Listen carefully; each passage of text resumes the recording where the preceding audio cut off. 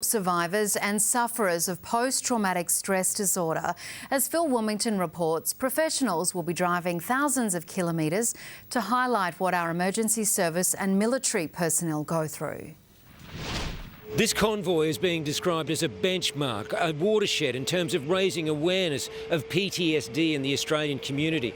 They're not just talking about the military veterans who've been to war, they're talking about the protectors in our community, the first responders, the ambulance officers, the police officers, the firefighters. The numbers are staggering. It's estimated that around 1 million Australians suffer from PTSD and that around 10% of all Australians will suffer the complications at some point in their lives. Here's what the experts and the activists had to say about this condition.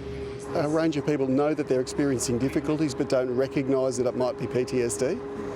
So I think that they might not recognise it themselves. The other is those who might recognise they have PTSD but reluctant to seek care and get assessed. I had counselling, I had medication, and I could see the end goal. And I went on to become a firearms instructor and was very proud, rebuilt me inside, and I was able to do some operational policing after that. The convoy will depart Brisbane, travel via Sydney to Melbourne. It'll take something like 2 weeks to cover that distance. They'll be stopping along the way, just trying to engage local communities and get the awareness of this condition, PTSD, risen a lot higher, because they say it really is a sleeper issue in the community. What they want is so that people are not fearful of putting their hand up and seeking help, because they say, the experts say, this is very much a treatable condition in a majority of cases.